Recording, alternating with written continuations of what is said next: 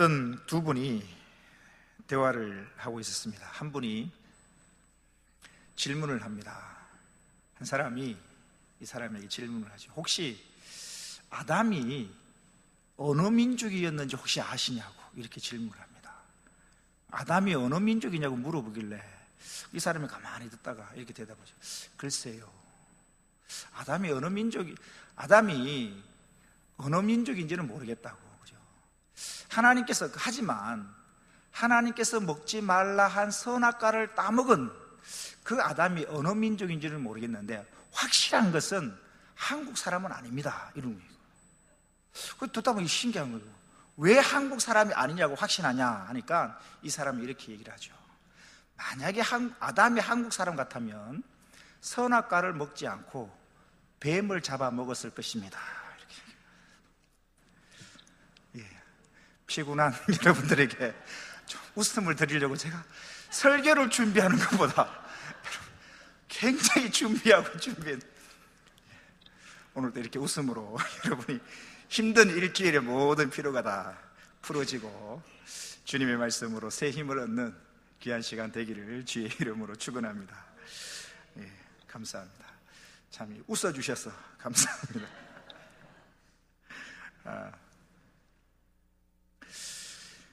우리가 요즘 금요일 날 창세기를 통하여 아브라함의 모습을 우리가 지금 살펴보고 있습니다.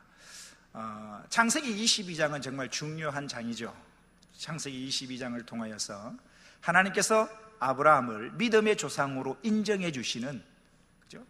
그러한 사건이 기록되고 있는 장이 창세기 22장입니다. 그런데 여러분, 22장을 우리가 지난 몇 주 동안 계속 살펴보았지만 하나님께서 아브라함에게 믿음의 조상으로 인정해 주시는 그 사건, 이제야 네가 나를 경외하는 줄을 알겠다. 하나님의 이 합격 도장, 이 하나님의 합격 도장이 언제 나오게 되었는가? 여러분 깊이 생각해 봐야 됩니다. 그냥 아브라함이 놀고 있을 때 그냥 하나님이 너 합격, 너 믿음의 조상, 이제 그렇게 하시지 않았습니다. 무엇을 통하여서? 시험을 통하였어요. 시험을 통하여서 그 시험에 통과한, 시험에 합격한 그 아브라함을 향하여 하나님이 말씀하십니다. 이제야 네가 나를 경외하는 줄 알겠다. 믿음의 조상으로 쓰임받기 위하여 이제 너는 시험에 합격 도장을 꽝 찍어주십니다. 여러분, 어떤 하나님으로부터 인정받는 것, 하나님으로부터 이런 어떤 이 단계를 넘어가기 위해서 반드시 시험이 있고요, 그 시험에 합격의 도장이 찍어져야만 다음 단계로 넘어갈 수 있습니다. 우리 성도님들 운전면허증을 다 이렇게 가지고 계실 텐데요. 저도 운전면허가 참, 우리 대현이가 여기도 있는데 대현이가 저보다 훨씬 나아요. 저는 운전면허 시험을 이 참 말하면 담임 목사 굉장히 부끄러운 이야기인데 제가 지금 말을 해야 됩니다. 제가 면허를 딸 때는 운전면허 학원을 안 다녀도 되거든요. 필기시험을 합격하고 그냥 필기시험 합격한 사람은 운전면허 학원 안 다녀도 와서 그냥 자기가 차를 몰고 해서 합격하면 그냥 면허가 나왔거든요. 그래서 저는 운전면허 학원 안 다녔거든요. 필기시험 그 시험지 사와서 공부해서 합격 딱 해서 한 번에. 이거 뭐 어렵지 않더라고요. 그것도 1종 합격했죠. 필기시험에 합격하면 1년 이내에 실기를 합격을 해야 됩니다. 1년이 넘어버리면 또 필기를 새로 봐야 되거든요. 제가 필기만 2번 봤습니다. 필기를 2번 봤다면 다 이해하시겠죠. 실기를 1년 동안 합격을 못한 거예요. 실기를. 나름 운동 감각이 있다라고 자부를 하는 사람인데, 그 운전면허 이게 나름의 변명을 붙이자면 이 코스는 이게 공식이 있더라고요. 그죠? 공식인데 이게 차를 몬다고 해서 이게 이 코스가 되는 게 아니더라고요. 계속 T자에서 이게 자꾸 뒷바퀴가 걸리는 거야. 1년 동안 걸리는 거예요. 1년 동안. 그래서 필기시험을 또 봤죠. 또 보고 그 다음 해에 2년 만에 합격했습니다. 2년 만에. 근데 우리 대현이가 보니까 필기시험을 한 번에 붙었더라고요. 대단한데. 그래서 제가 그랬어요. 대현아, 너는 목사님보다 훨씬 낫다. 면허시험이, 운전면허를 따려고 해도요, 자동차 차를 몰고 다니려고 하면 면허시험에 합격해야 되는데 먼저 필기시험에 붙어야 됩니다. 필기시험에 합격해야만 실기를 볼 자격이 주어집니다. 필기를 합격해야 합격 도장이 찍혀야 실기를 볼 자격이 있고요, 실기시험에 합격해야만 자동차를 가지고 온 동네를 다 다닐 수 있는 면허증이 나오는 것입니다. 비로소 운전할 수 있는 자격, 면허를 준다는 사실입니다. 시험에 뭐 할 때? 합격할 때라는 사실입니다. 22장은, 창세기 22장은 왜 중요한가? 이 하나님의 시험에, 하나님이 아브라함을 22장 1절에 하나님께서 아브라함을 시험하시려고 라고 되어 있는데, 이 하나님의 시험에 아브라함은 멋지게 합격 도장을 받았다는 사실입니다. 그래서 하나님이 말씀하십니다. 이제야 네가 나를 경외하는 줄을 알겠다. 하나님이 합격 도장을 찍어주셨다는 사실입니다. 저는 창세기 22장을 읽고 또 읽고 또 읽고 할 때마다 그렇군요, 나를 향한 하나님의 시험, 테스트가 있다는 사실입니다. 나를 향한 하나님의 이 테스트가 있는데, 이 테스트에 불합격하게 되면 자꾸 그 시험에 머문다는 사실, 다음 단계로 진행이 안 된다는 사실입니다. 내가 아무리 운전을, 실기를 잘해도 필기에서 떨어지면 실기를 몰 수가 없는 것입니다. 하나님이 나에게 시험을 주시는데 이 시험에 합격하지 않으면 그 다음 단계로 넘어갈 수가 없는 거예요. 또 실패하면 또 그 자리, 또 그 자리, 또 그 자리인 것입니다. 사랑하는 성도 여러분, 반드시 저와 여러분에게 아브라함을 시험하셨던 하나님이 저와 여러분에게도 시험을 하실 것입니다. 믿음의 수준이 어느 만큼 도달했는지, 유치원 정도인지 초등학교 수준인지 중등 수준인지, 하나님이 우리의 믿음을 어느 정도인지 테스트는 분명히 하실 것입니다. 어찌 아브라함만 테스트 하시겠습니까? 저와 여러분의 믿음의 테스트를 분명히 하실 것입니다. 이 믿음의 테스트, 이 믿음의 시험에 우리가 합격해야만 그 다음 단계로 넘어가지, 합격하지 않고는, 그 다음 넘어가지 않고는 늘 넘어졌던 그 문제에 또다시 넘어지게 되고 또다시 넘어지는 것입니다. 아브라함이 하나님이 주신 이 멋진 시험에 합격했다면 저와 여러분도 하나님이 주신 어떤 시험이든지 간에 아브라함처럼 순종의 마음을 가진다면 멋지게 합격할 수 있을 줄로 믿습니다. 22장에 보면 아브라함이 그 하나님의 시험에 멋지게 합격하고, 23장에 보면 이제 아브라함의 동반자, 반려자죠, 아내 사라가 죽는 모습이 나옵니다. 아내 사라가 죽게 되고, 이 아내 사라를 위하여 막벨라 굴을 구하게 되고 아내를 거기에 장사하게 되고요. 그리고 나서 이제 22장은 그죠, 이삭을 번제로 드리라는 하나님의 큰 시험이 있었고, 그 시험에 합격한 내용이 나오고, 23장에는 아브라함의 아내 사라가 죽는 모습, 그리고 그 아내 사라를 장사 지내는 모습이 기록되어 있고요. 그리고 나서 이제 24장이 연결되어집니다. 24장 1절 다 같이 한번 읽어보겠습니다. 시작. 아브라함이 나이가 많아 늙었고 여호와께서 그에게 범사의 복을 주셨더라. 아브라함이 나이가 많아 늙었다라고 되어 있습니다. 오늘 본문은 아브라함의 아들 이삭의 배우자를 찾는 내용, 배우자를 찾아서 떠나보내는 이 모습이 나오겠는데, 이 아브라함의 아들 이삭이 언제 결혼하냐면 40살에 결혼을 하거든요. 이삭이 40살에 결혼하니까, 이삭이 40살이라고 한다면 아브라함의 나이는 140이 되는 것입니다. 140이. 그러니까 지금 오늘 본문은, 그리고 23장에 아브라함의 아내 사라가 죽고 난 다음 이야기인데, 사라가 죽을 때 나이가 23장 1절에 보니까 사라의 나이가 127세 때 사라가 죽었다라고 기록합니다. 그러면 아브라함의 나이는 137세가 되는 것입니다. 즉 오늘 본문에 있어서 아브라함의 나이는 137세에서 140 사이에 이때 있었던 일인 것을 우리가 알 수가 있습니다. 이 24장 1절에 이렇게 기록하죠. 아브라함이 나이가 많아 늙었고, 그렇죠, 137세에서 140세 정도 되어지니까 나이가 많아 늙었고요. 지금 사랑하는 아내 사라는 23장에 뭐 죽고 없고요, 장사 지냈고요, 이제 아내도 죽고 없고 아브라함 자신의 나이도 많아서 늙었고, 그래서 이제 어떡합니까? 아들 하나밖에 없는 이 아들 이삭의 결혼 문제가 굉장히 중요한 것입니다. 하지만 아무리 아들 이삭의 결혼이 중요하다 할지라도 이 아브라함은 자신의 뜻대로 이 일을 진행하지 않습니다. 하나님 중심으로 살아가는 아브라함은 아무리 급해도 이 언약의 후손인 이삭의 결혼 문제를 하나님의 뜻대로 하기 위하여 신중을 기하는 모습, 하나님의 뜻을 구하고 있는 모습을 우리가 오늘 본문 속에서 찾아볼 수가 있습니다. 다시 한번 1절을 보십시오. 아브라함이 나이가 많아 늙었고, 그 다음 문장이 중요한데요. 여호와께서 그에게 범사의 복을 주셨더라. 여호와께서 그에게 아브라함에게 범사의 복을 주셨더라. 이 문장이 왜 중요하냐면요, 24장을 기점으로 해서 이제 아브라함은 역사의 뒤안간으로 물러갑니다. 이제 24장 25장 되면 아브라함이 죽는 예언이 나오고 24장부터 이삭이 전면적으로 드러납니다.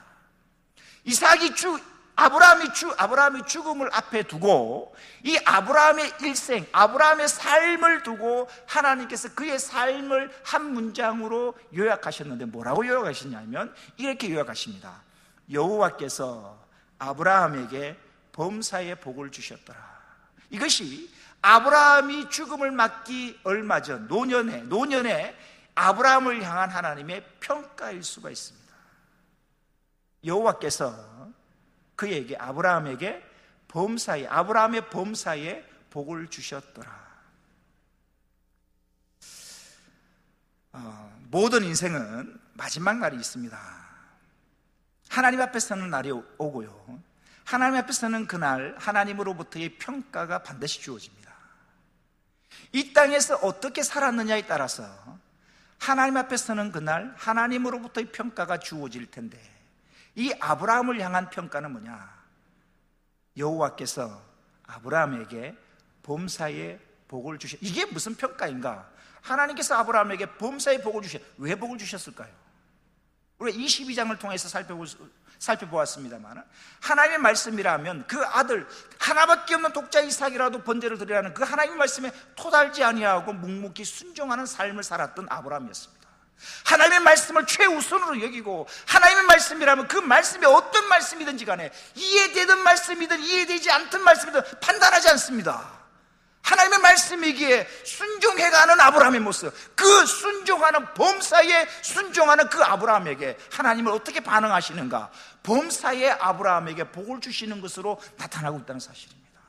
아브라함이 어떤 삶을 살았는지, 그의 삶에 하나님께서 어떻게 반응을 하셨는지 24장 1절을 통하여 우리는 발견해 볼 수가 있는 것입니다. 사랑하는 성도 여러분, 저와 여러분이 오늘은 이 자리에 있지만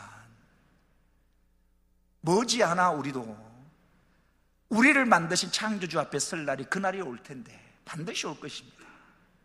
그날에 주님으로부터, 나를 창조하신 그 하나님으로부터 내가 이 땅에서 살아온 삶에 대한 평가가 있을 것입니다.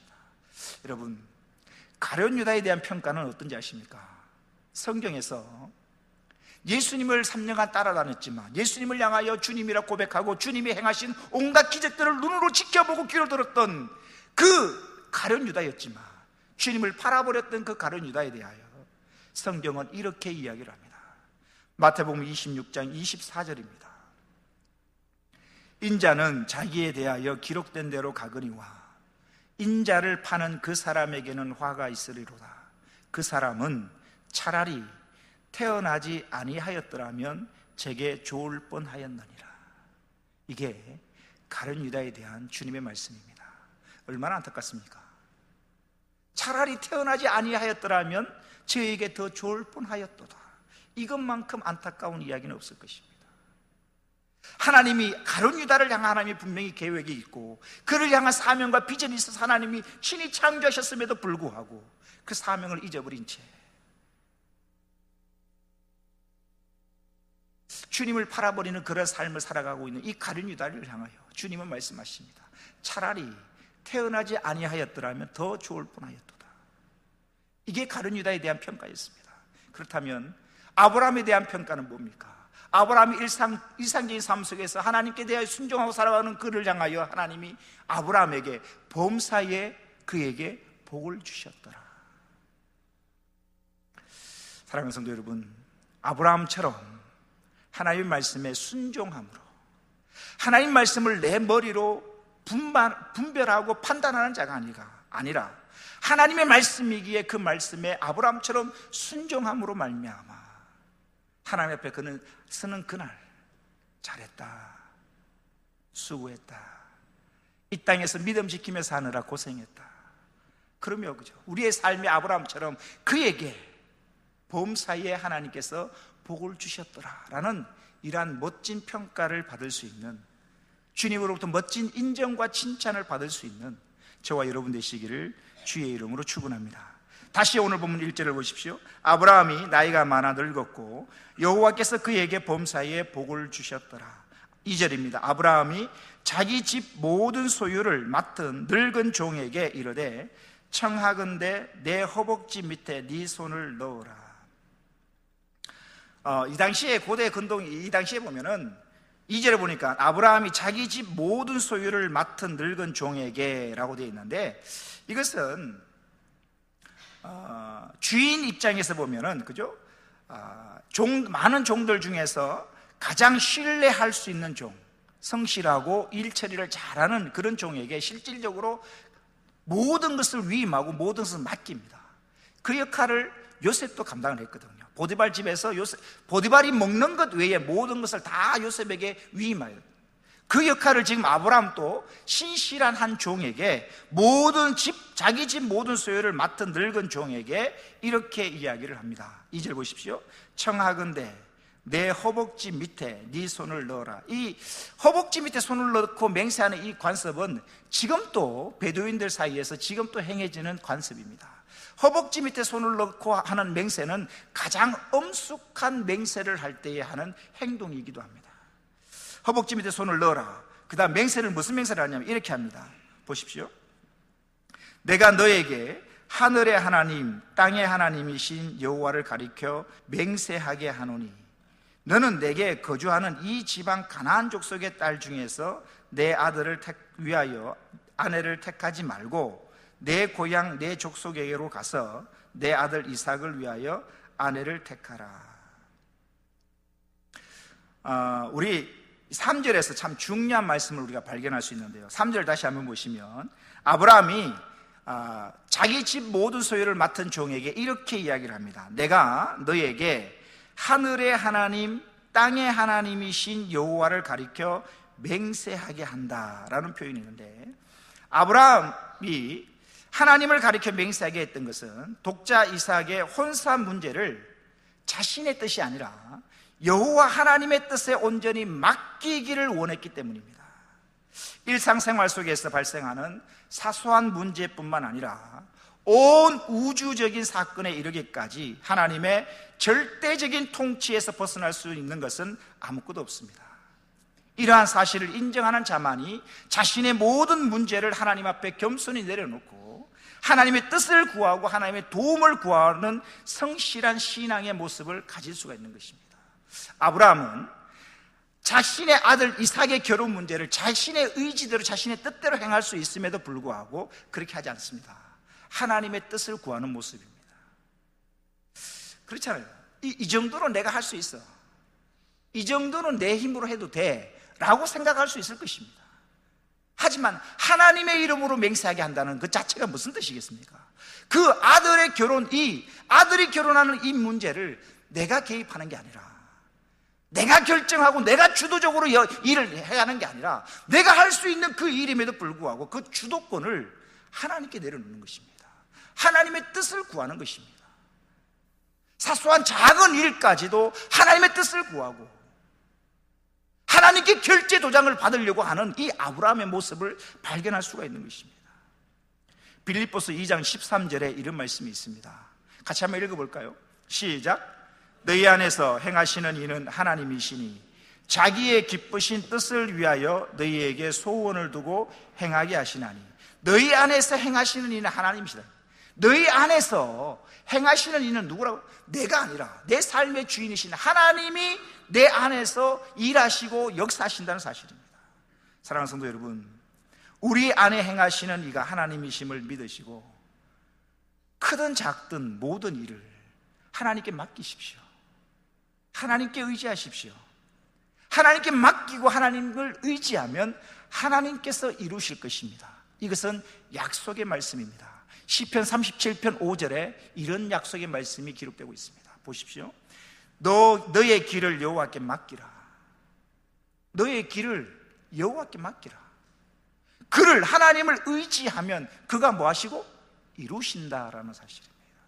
37편 5절 이 말씀대로 이 아브라함은 자신의 길, 아들이 결혼하는 그 문제를 내가 결정하지 않습니다. 하나님께 맡깁니다. 하나님을 의지합니다. 그러면 뭡니까? 하나님의 뜻대로 이삭을 위한 배우자를 하나님이 연결시켜주고, 아담을 위하여 하와를 만드신 그 하나님이 이삭을 위하여 그 아내를 하나님이 준비하시고 만나게 하시는 일을 이루셨다는 사실입니다. 다시 한번 3절을 보십시오. 내가 너에게 하늘의 하나님 땅의 하나님이신 여호와를 가리켜 맹세하게 하노니 너는 내가 거주하는 이 지방 가나안 족속의 딸 중에서 내 아들을 위하여 아내를 택하지 말아라. 왜 가나안 족속들 가운데 이 이삭의 아내를 택하지 말라고 하냐면 두 가지 이유를 우리가 발견할 수 있습니다. 첫 번째는 언약의 자손으로서 혈통의 순수성을 유지하기 위해서, 지키기 위해서이고요. 또 한 가지는 가나안의 이방 종교에 동화되어서 신앙의 순수성을 더럽히지 않기 위하여 이 가나안 지역의 딸들 중에서 며느리를 삼지 않으려고 하는 모습입니다. 왜냐하면 아브라함이 가나안 땅을 75세에 부름을 받아서 지금까지 70년 넘도록 이 가나안 땅에 살아봤거든요. 살아보니까 가나안 이 지역 사람들의 삶이 어떤지를 이 아브라함이 속속들이 다 들여다본 것입니다. 가나안 사람들의 생활과 풍습을 보아보니까 참 많이 타락하고 하나님으로부터 멀어졌고 부패하였고 성도덕은 이루 말할 수 없을 정도로 문란했던 것입니다. 따라서 이 아브라함은 그죠? 자신의 경험에 비추어서 언약의 후손이 이 이삭의 아내를 가나안 사람들 가운데서 취한다는 것은 언약의 가정을 더럽힐 수 있기 때문에 그렇게 하지 않기를 원했던 것이죠. 신명기 7장 3절과 4절에는 이런 말씀이 있습니다. 또 그들과 혼인하지도 말지니 네 딸을 그들의 아들에게 주지 말 것이요 그들의 딸도 네 며느리로 삼지 말 것은 그가 네 아들을 유혹하여 그가 여호와를 떠나고 다른 신들을 섬기게 함으로 여호와께서 너희에게 진노하사 갑자기 너희를 멸하실 것임이니라 라고 성경은 기록하고 있습니다. 계속해서 다시 한번 계속해서 4절을 보십시오. 3절에 보면 가나안 족속의 딸 중에서 내 아들을 위하여 아내를 택하지 말고 내 고향 내 족속에게로 가서 내 아들 이삭을 위하여 아내를 택하라, 이렇게 이야기를 하죠. 그러니까 이 말을 들은 종이 이렇게 대답을 합니다. 종의 대답이 5절에 나옵니다. 종이 이르되 여자가 나를 따라 이 땅으로 오려고 하지 아니하거든 내가 주인의 아들을 주인이 나오신 땅으로 인도하여 돌아가리까. 만약에 주인이 명하신 대로 주인의 고향에 가서 그 여자를 내가 데리고 이 땅으로 오려고 하는데 그 여자가 따라오지 않으면 주인의 아들을 데리고 그 땅으로 돌아갈까요? 라고 물어보는 것입니다. 이 질문에 아브라함은 단호하게 이야기를 합니다. 6절을 보십시오. 아브라함이 그에게 이르되 내 아들을 그리로 데리고 돌아가지 아니하도록 하라. 반대하고 거절하는 모습입니다. 즉 자신이 하나님의 지시에 따라 떠나온 옛 땅으로 이삭을 데리고 돌아가지 말아라라는 것입니다. 우린 여기서 굉장히 중요한 메시지를 발견할 수 있습니다. 보십시오. 지금까지 오늘 본문 24장까지 아브라함이 가나안 땅을 획득하거나 얻은 것은 그다지 많지 않습니다. 아내 사라를 위하여 취득했던 막벨락 밭, 구리, 그게 전부입니다. 하지만 아브라함은 하나님의 약속을 기억하고 있습니다. 이 땅을 너와 너희 자손에게 주리라 하신 하나님의 그 약속의 말씀을 믿었던 것입니다. 그래서 적어도 하나님의 그 약속의 말씀이 나에게 이루어지든지 아니면 내 아들 이삭에게 이루어지든지 아니면 그 후손에게 하나님이 이 땅을 주시고자 하는 그 약속이 이루어질 것을 믿어 의심치 않았던 것입니다. 그래서 약속의 후손이 이 아들 이삭이 이 약속의 땅 가나안을 떠나지 않기를 원했던 것입니다. 우리가 여기서 한 가지 깨달을 수 있는 것이 있습니다. 아브라함은 본토 친척 아비집을 떠나서 하나님이 지시한 땅으로 가라 해서 가나안 땅에 머물렀습니다. 가나안 땅에 왔습니다. 이 가나안 땅을 하나님이 주시고자 약속을 하셨습니다. 지금 그 약속이 이루어진 건 아닙니다. 하지만 그 약속이 이루어질 줄로 믿고 있고 언약의 자손인 이 이삭이 하나님이 주시고자 하는 그 약속의 땅을 떠나지 않기를 바라고 있는 이 아브라함의 신앙을 통하여서 우리는 한 가지 중요한 메시지를 발견할 수가 있습니다. 성도가 이 세상을 사는 동안 어떤 일이 있어도 결단코 하나님의 언약을 잊어버리거나 또는 우리의 본향, 하늘나라에 대한 소망을 저버려서는 안 된다라는 것입니다. 당장 눈앞에 하늘나라가 보이지 않고, 또한 인생의 중대사가 있다 하더라도 결코 천국 백성된 성도의 모습을 잊거나 죄악된 곳, 옛 모습으로 다시 돌아가서는 안 된다라는 사실입니다. 히브리서 11장 15절과 16절에 보면 아브라함에 관하여 히브리서에서는 이렇게 기록하고 있습니다. 보십시오. 그들이 나온 바 본향을 생각하였더라면 돌아갈 기회가 있었으려니와, 16절입니다. 그들이 이제는 더 나은 본향을 사모하니 곧 하늘에 있는 것이라. 이러므로 하나님이 그들의 하나님이라 일컬음 받으심을 부끄러워하지 아니하시고 그들을 위하여 한 성을 예비하셨느니라. 돌아갈 기회가 있었지만 안 갔다라고 성경은 기록하고 있고요. 에베소서 2장 3절에서 5절을 보십시오. 이렇게 기록합니다. 전에는 우리도 다 그 가운데서 우리 육체의 욕심을 따라 지내며 육체와 마음이 원하는 것을 하여 다른 이들과 같이 우리가 옛날에는 뭐요? 본질상 진노의 자녀이었더니, 이게 예전에 우리의 모습입니다. 우리의 본질상 진노의 자녀였다는 사실입니다. 예전에 우리의 모습인데요. 근데 4절 이하를 보십시오. 긍휼이 풍성하신 하나님이 우리를 사랑하신 그 큰 사랑을 인하여 5절에 허물로 죽은 우리를 그리스도와 함께 살리셨다는 사실입니다. 여러분, 이 굉장히 중요한 말씀입니다. 우리의 본질, 옛 모습은 뭐냐? 본질상 진노의 자녀였습니다. 소망이 없는 자들입니다. 죄 가운데 태어나서 죄만 짓다가 지옥 가야 될 소망이 없는 우리들이었습니다. 이게 진노의, 본질상 진노의 자녀였다는 이야기인 것입니다.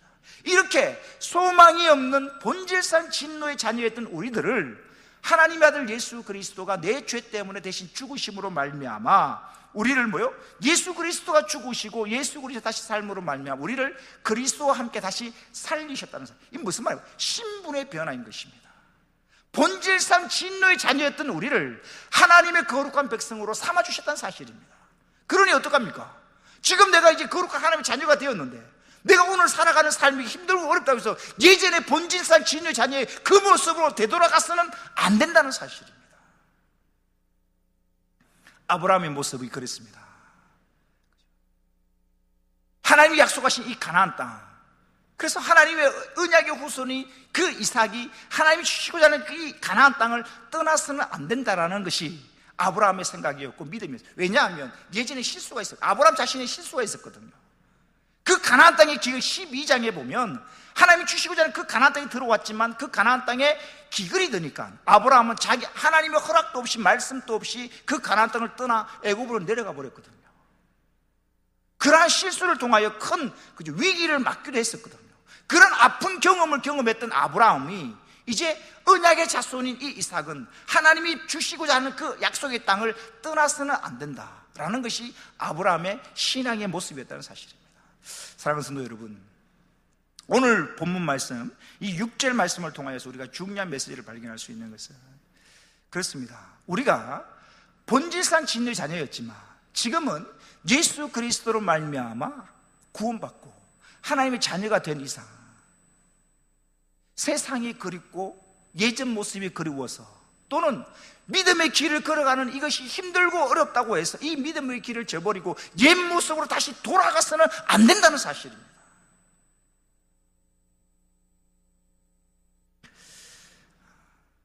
7절에는 이런 말씀이 있는데요. 7절에도 이 아브라함의 경험에 빗댄 아주 놀라운 고백이 기록되고 있는데 7절을 보십시오. 하늘의 하나님 여호와께서 나를 내 아버지의 집과 내 고향 땅에서 떠나게 하시고 내게 말씀하시며 내게 맹세하여 이르시기를 이 땅을 네 씨에게 주리라 하셨으니 그가 그 사자를 너보다 앞서 보내실지라. 네가 거기서 내 아들을 위하여 아내를 택할지니라. 이 7절 말씀을 가만히 보면요, 아브라함의 경험적 신앙이 고스란히 표현되어져 있습니다. 어제 나의 삶에 역사하셨던 그 하나님의 역사를 기억하고 오늘의 문제를 이기려고 하는 아브라함의 모습이 이 본문 7절에 나타납니다. 다시 한번 7절을 보십시오. 하늘의 하나님 여호와께서 나를 내 아버지의 집과 내 고향 땅에서 떠나게 하시고, 이거는 70년 전의 옛날 이야기입니다. 예전에 하나님이 하셨던 그 역사를 아브라함은 기억하고 있었던 것입니다. 그리고 보십시오. 내게 말씀하시며 내게 맹세하여 이르시기를 이 땅을 네 씨에게 주리라 하셨으니 과거형입니다. 과거에 경험하였던 그 하나님, 과거에 나에게 말씀하시고 내 삶을 인도하셨던 그 하나님, 그 하나님은 지금도 살아계셔서 지금 아들의 배우자를 구하는 이 일 위에도 과거에 역사하셨던 그 하나님이 도우실 것이라는 아브라함의 고백이 담겨있는 표현이라는 사실입니다. 그래서 이렇게 고백하죠. 그가 과거에 나를 도우시고 나에게 말씀하셨던 그 하나님이 그 사자를 너보다 앞서 보내실지라. 누차 제가 설교 중에 말씀드렸던 부분입니다. 어제 베푸셨던 하나님의 은혜를 잊어버리면 오늘 내가 만나는 문제 가운데 좌절하게 됩니다. 하지만 어제 나의 삶 가운데 역사하셨던 그 하나님의 은혜를 기억한다면 오늘의 문제도 내가 충분히 이길 수 있음을 하나님께 맡기고 하나님을 의지하는 아브라함의 모습을 우리가 발견할 수가 있습니다. 여러분들이 지금 고민하는 문제가 있을 것입니다. 노후의 문제일 수도 있고 건강의 문제일 수도 있고 자녀의 문제일 수도 있을 것입니다. 여러분이 고민하는 그 문제 하나님께 맡기십시오. 하나님을 의지하십시오. 내가 내 힘으로 하려고 하면 일이 꼬일 수도 있고 안 될 수도 있습니다. 하지만 하나님께 맡기면 전능하신 하나님은 너무나 쉽게 일을 해결하실 줄로 믿습니다. 마지막으로 아브라함의 종이 이삭을 데리고 아브라함이 떠나온 곳으로 돌아가도 되냐라고 물을 때에 아브라함은 단호히 거절을 합니다. 돌아가서는 안 된다라는 것입니다. 사랑하는 성도 여러분, 예수님을 믿기로 작정한 이상 뒤로 돌아와서는 안 됩니다. 죄악된 옛 모습으로 다시 돌아가서는 안 되는 것입니다. 누가복음 9장 62절에 이런 말씀이 있습니다. 같이 읽겠습니다. 시작. 예수께서 이르시되 손에 쟁기를 잡고 뒤를 돌아보는 자는 하나님의 나라에 합당하지 아니하니라 하시니라. 손에 쟁기를 잡고 뒤를 돌아보는 자는 하나님의 나라에 합당하지 않다는 것입니다. 빌립보서 3장 13절 14절 말씀 우리 같이 한번 읽어보십시다. 시작. 형제들아 나는 아직 내가 잡은 줄로 여기지 아니하고 오직 한 일 즉 뒤에 있는 것은 잊어버리고 앞에 있는 것을 잡으려고 표대를 향하여 그리스도 예수 안에서 하나님이 위에서 부르신 부름의 상을 위하여 달려가노라. 바울의 고백입니다. 뒤의 것은 잊어버리고 앞의 것을 생각하고 앞의 것을 잡으려고 앞에 있는 표대를 향하여 내가 달려간다라고 바울이 고백하고 있다는 사실입니다.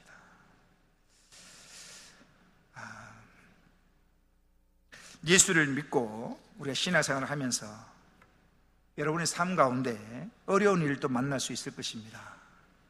그렇다고 해서 다시 돌아가서는 결코 안 된다는 사실입니다. 우리는 뒤의 것은 잊어버리고 앞에 있는 것을 향해 달려가야 할 사람들이란 사실입니다. 어떤 어려움이 와도 세상과 타협하지 아니하고 앞에 계신 예수 그리스도를 바라보고 달려갈 수 있는 저와 여러분 되시기를 주의 이름으로 축원합니다. 기도하시겠습니다.